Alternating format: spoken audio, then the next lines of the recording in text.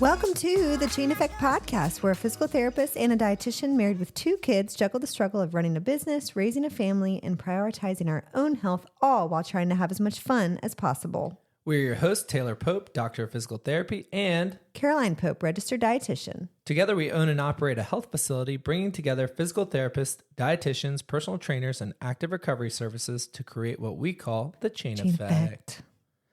Today we're talking about some practical strategies for healthy eating for children. Some of these are things that we do in our own house, and some of these are things that Caroline really works with a lot of our clients to do.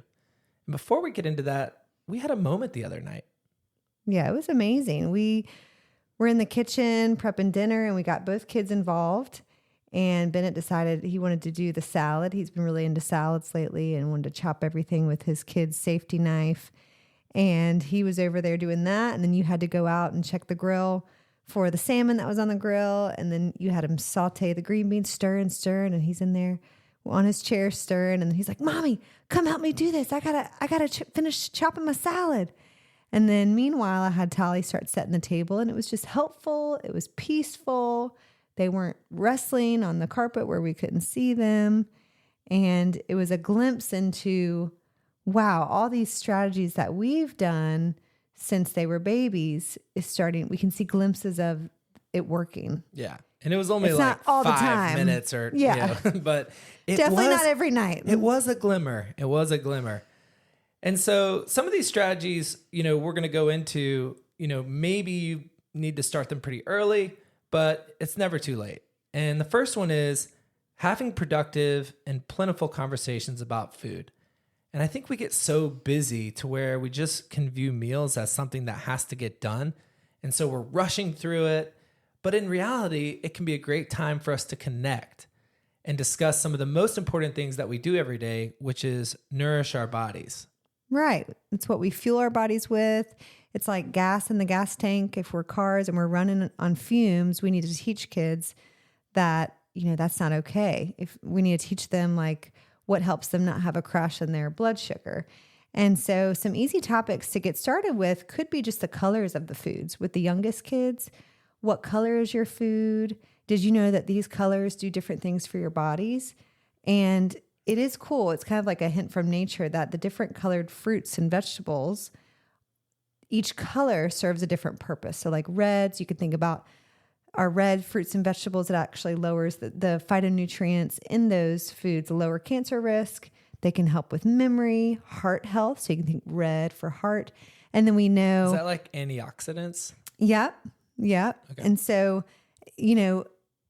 that's going to fight against cancer risk. There's more. There's different vitamins and minerals. But orange foods, our sweet potatoes, carrots, bell peppers, things like that, those help with our eyesight. They got the beta carotene in them. They also boost our immunity and reduce cancer risk. So there's antioxidants in there as well. And so each color is cool to learn about. And you could even have a chart up in your kitchen explaining those things. And that reminds me, like we used to do with Bennett, right? I'd pretend when I was trying to get him to eat his carrots, I just would stare out the window or the sweet potato. I'd just stare out the window and act like I'm looking at something super like you far could see away. Something in the dark. And I'm like, "Oh yeah, you see that out there?" And he's like, "No, see what?" And I'm like, "Well, yeah, you may have to eat your carrots to see what I'm seeing." And then get you that vitamin A. Then he's just scarfing them down. That's so funny. Yeah, so that's an easy place to start for the younger kids, how they serve our bodies, like the different colors, how they serve our bodies. And also the primary traits of certain foods. So the main three macronutrients, protein, fats, and carbohydrates, what those do for their bodies. So you could talk to kids about if it's a protein-rich food, how it helps build muscle. Ooh, let me see your muscles. We do that a lot with our kids. Carbs give us quicker energy and fuel, and that's the number one source for our brain. And if you don't know which food is highest, like what it's highest in between protein, fats, and carbohydrates, an easy way to find out is turn around. If it does have a label, turn it around and look at what is it highest in. So if you're looking at nuts, a container of nuts, well, that's going to be highest in fat compared to carbs or protein. Mm-hmm. But most foods are a combination of the three, but there's always one that's a little bit higher. And so you could teach kids about what those certain things do for our body. And I remember when Bennett was really little, maybe 2, we started talking about eggs. He's always been an egg lover, obsessed with eggs, could eat them every day. And I talk about how the protein is in the white of the egg. The egg white has the protein, and then the yolk, the yellow part, has the fat and flavor. And so he used to kind of remember that. And sometimes that works beautifully. And then other times, like when I tried to get him to eat a beet, and I was talking about like, do you want to get in the purple poop club? And he really didn't want to eat this beet, but he wanted to be in the purple poop club really bad. So he tried it, and I felt bad because I was videotaping it, and he basically gagged. He was gagging, but he's a pleaser, so he's like swallowing it down, gagging. Like, you don't have to eat that. Yeah, you don't have to eat it. Don't worry. Thank you for trying it. And so those are good conversation starters around food. And it didn't have to be at the dinner table. You're talking about this stuff. It could be throughout the day. Maybe you're prepping breakfast. Maybe you're making the kids lunches. Maybe for snack, we're having, this apple with this cheese, because cheese is giving us some protein and fat to stabilize our energy and our mood. And then the apple is giving us good vitamins and minerals and fiber, and it's more of a carbohydrate. And another thing we've been talking about more recently, I think as our oldest gets older, is the difference in whole foods versus boxed and packaged foods, more processed foods and more whole foods. Right. And just almost thinking about it like, what's the main ingredient or single ingredient, and trying to, talk about lots of foods as being, hey, this is a single ingredient food. So it is what it is. It doesn't have a lot of added things to it, trying to preserve it or make it taste better. And therefore, it's going to be healthier for us. Mm-hmm. And of course, talking about where food comes from is a great conversation. And, you don't have to have a garden, but if you have a garden, get the kids involved, and then you can talk about, remember we planted these and they're growing, and, they're much more likely to try it. But having those conversations, do you think this is grown on a tree or from the ground? Is it underground? Is it a root vegetable, you think? And so then they can think about, this is a real food that comes from our earth. Mm-hmm, mm-hmm. Yeah. And so what's the second tip? The second tip is prioritizing sitting down together. Right? Yeah. Taking that time. I mean, it seems so simple, but as we get away from this, you have this picturesque like 50s family eating breakfast together, dinner together every day. And we've just, with all of our activities and how rushed our society is, so many things to do all the time, I feel like we just have gotten away from this. But if you can sit down together, it makes such a big difference in kids and adults' relationships with food. I see it in my patients now, like those who maybe didn't have the best relationship with food growing up, and it could have been a variety of reasons, but maybe they were rushed through their meals. Maybe they were eating in front of the TV by themselves while the parents had a separate dinner. Maybe they were eating in the car on the way to soccer practice, all these things. But it's so important to actually have those kids mimic the parents eating, seeing, they're eating that. They're not nervous to try that, or they're not scared to try that. They're eating that, see how the speed of eating. Yeah, modeling it, right? Mm-hmm, yeah. Mm-hmm. So the kids can mimic it and learn from the adults how to eat. Sipping water between meals and having those conversations about your day and making it a very positive experience. It seems so easy too to just, your kids, what your kids are going to go for every time. And it just seems so easy to be that short order cook. But I think one of the things that you and I have prioritized, at least from an early age, is we're just going to give them what we have, like give them what we're making for ourselves. Mm-hmm. And so we're going to make one meal. We're going to sit it down in front of them. And then if they eat it, great. We're hoping that they try it.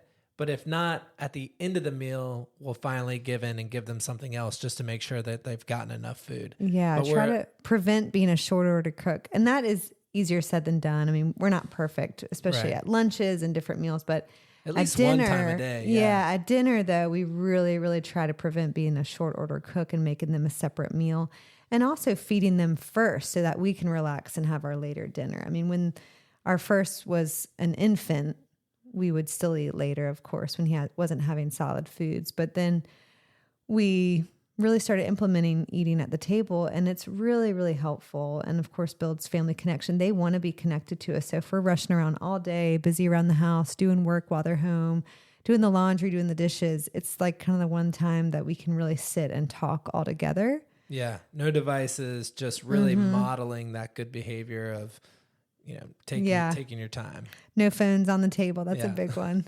That's like, I think Magnolia, they created a restaurant down in Texas, and they put little leather, things on the wall where everyone could put their phones into at a restaurant. I thought that was brilliant. Because there's nothing worse than going to a restaurant these days and just looking around at the family night out and there's 4 people at the table all on their phones. I know. It's so sad. And it's heartbreaking. I mean, we do it, we look at, you want to check something, you get a text message, you want to check something, but it's just like, we got to get back to. Yeah. Put the phones in a bag and, set it on the counter when you're eating a meal. But I do think, being role models for your kids, how to act, how to pace yourself at the dinner table, drinking water, and having those conversations really sets them up well for the rest of their life. A third strategy is just keep offering. This is probably what a lot of people hear all the time, but exposure. Just keep offering.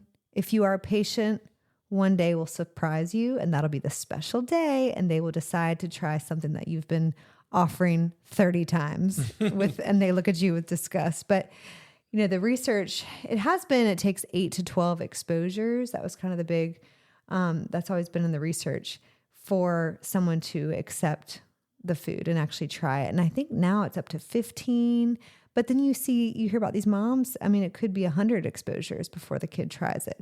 And that's still a win if you keep offering it. And along with that, it's trying to model the language around those experiences.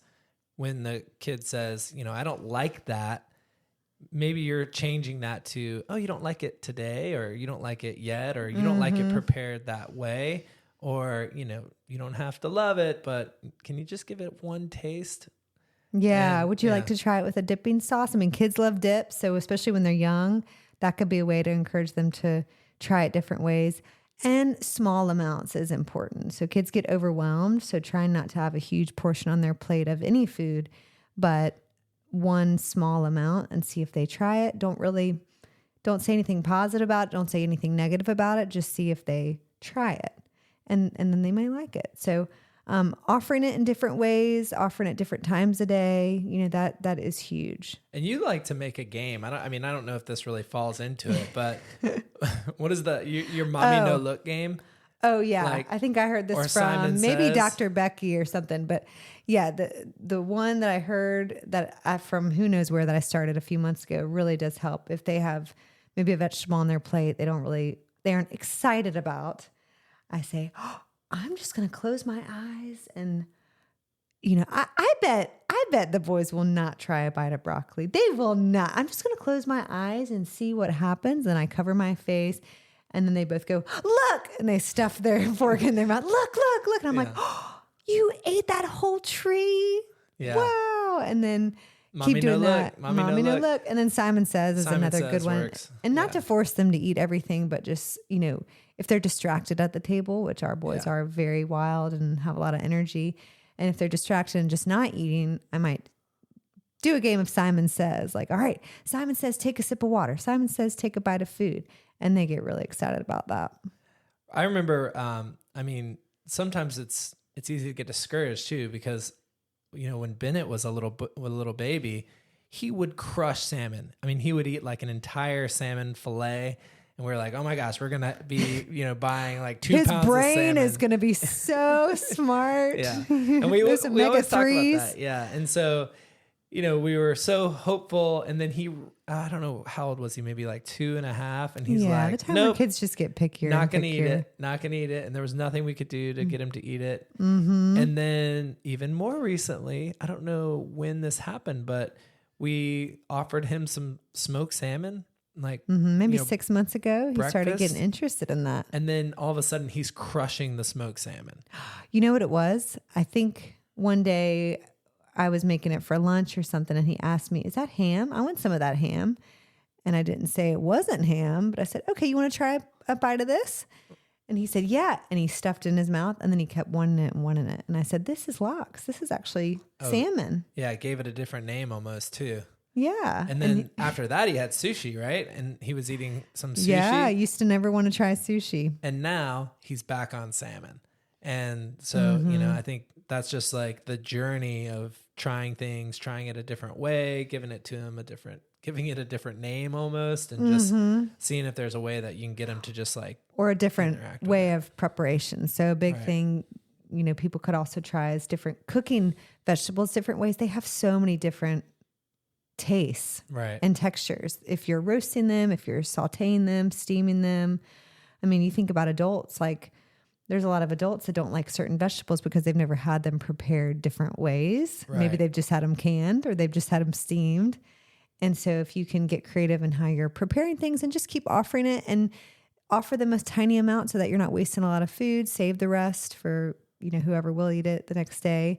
But I mean, we were sort of guilty of that too, right? I mean, we like Brussels sprouts, but I remember a time when I don't think we were really eating that much okra. Yeah. And then we went to, and that's one of those things, like a lot of people have it fried and they're like, I'll eat okra if it's fried.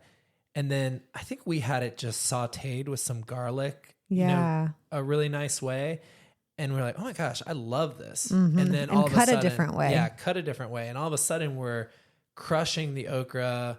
And I feel like a lot of those vegetables just get a bad rap, and they get a bad rap on television too, right? Yeah. Like some of the cartoons are like, eat your Brussels sprouts. And you're like, yeah, oh, like it's a chore. Brussels sprouts must be the most disgusting thing ever. And yeah. And we started growing okra in our garden. And then that summer, Bennett was crushing bowls of sauteed okra.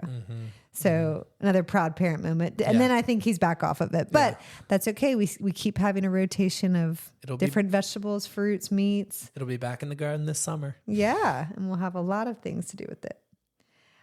And then the fourth strategy is getting kids involved in the process. This is kind of what happened the other night. Like Bennett was cooking, and Taylor, you've been really good at getting him involved in the kitchen. You know, for breakfast, cooking his own breakfast, his own eggs now, watching. We have a gas stove, so we got to watch. But kids can do a lot of simple stuff like beating eggs, cracking the eggs. And I know, you know, baking with kids around the holidays, or that mom thought where it's like, oh, this sounds so fun. This will be such a good experience. And then it's complete torture, at least for me, because of the flour and the mess and everything. And they might get eggshells in the bowl, but it will pay off, and it doesn't have to be often, but just getting them exposed and getting them involved in the process of cooking. And they love it. Usually they love being involved. Right. It's also just the practice, right? I mean, if you just have them do it around the holidays, then they're not going to be any good at it. But if, you know, the first 5 times Bennett was cracking his eggs for scrambled eggs, he's getting them everywhere. His thumbs are like poking through the yolks. There's tons of shells wash your in hands, there. wash your hands. Exactly. And he's, you know, of course he wipes it right on his pants every single time.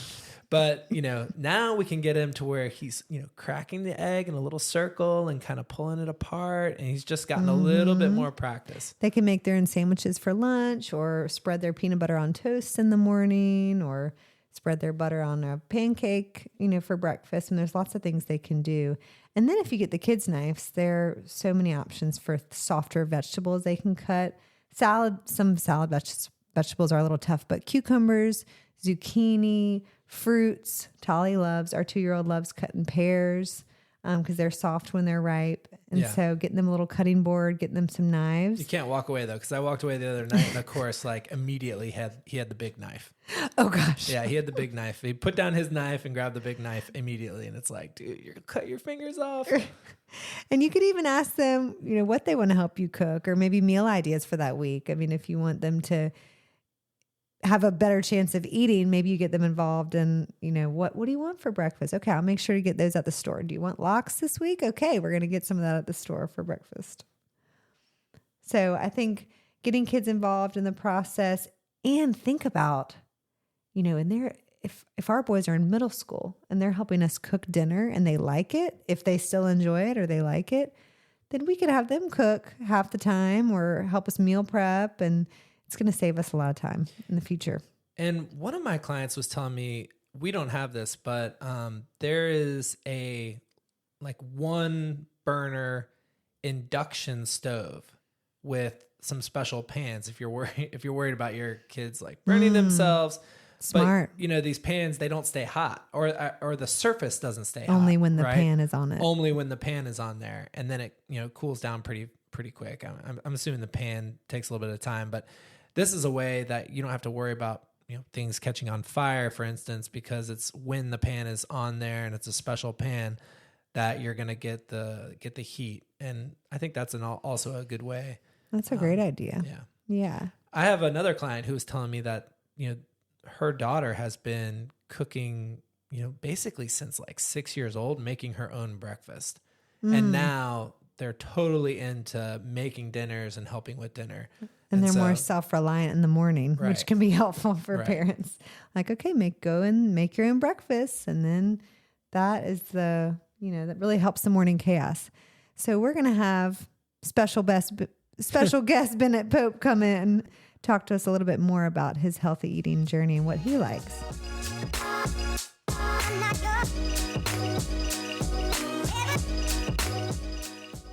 And we're back with a special guest, Bennett Pope. Bennett, how old are you? 5. Bennett, tell us, what do you think it means to eat healthy? Eat good foods. Mm-hmm. Eat good foods? That's true. And what do you think are some good foods to eat? Broccoli, Mm-hmm. carrots, sweet potato, cucumbers. Let's ask a different question. Do you remember what we always talk about? We always talk about 3 of the types of nutrients that we can get, and each food has one of those nutrients. Do you remember what those are? Protein, fat, carbohydrates. Yeah. That's right. Awesome. And which of those builds muscle and grows your muscles? Protein. yeah. That's right. And you have always been a protein lover. What are some foods that you love that we say builds your muscles? What do you eat every day for breakfast that helps build your muscles? Eggs. Yep. And what else? What at dinner and lunch do you like that builds your muscles? Yeah, you got to say it. Say it with your chest, though. Say it with your chest. Steak. Awesome. All right, so steak has protein. Anything else that you like to eat? What's your favorite food? Hot wings. That's right. That has protein, right? Lots of protein in there. What does that also have a lot of? I'm not giving you the answer. You just say it. Spiciness. Yeah, spiciness. That's right. awesome. And some fat too. And it does have some And what fat. foods help you see really far or helps your eyesight?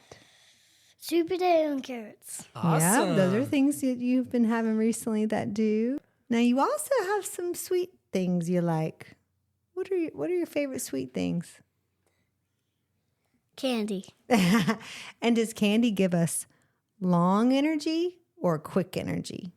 Quick energy. That's right. That's why we can't have a lot of it at one time, because it might make us go, ooh, and tank and crash. But And it might upset our stomach. But it's okay to have every now and then. yeah. And do you have candy almost every day? No. Okay, so Bennett, tell me what you love about food. I love the taste of food. Uh-huh. And I love the smell of food. Mm-hmm. And I love making the food. Uh-huh. And I love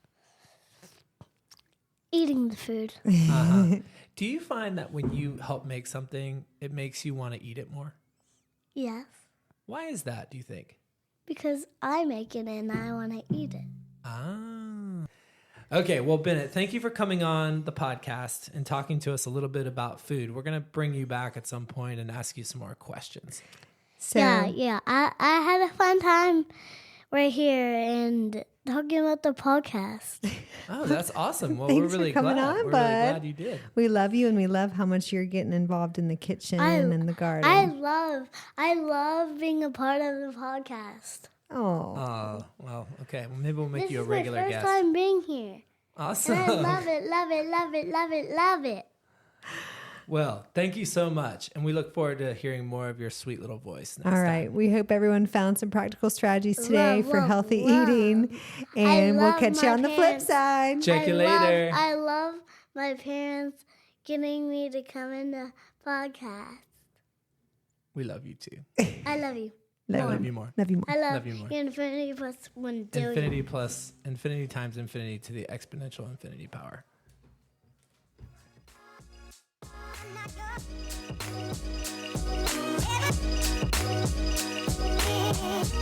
Ever.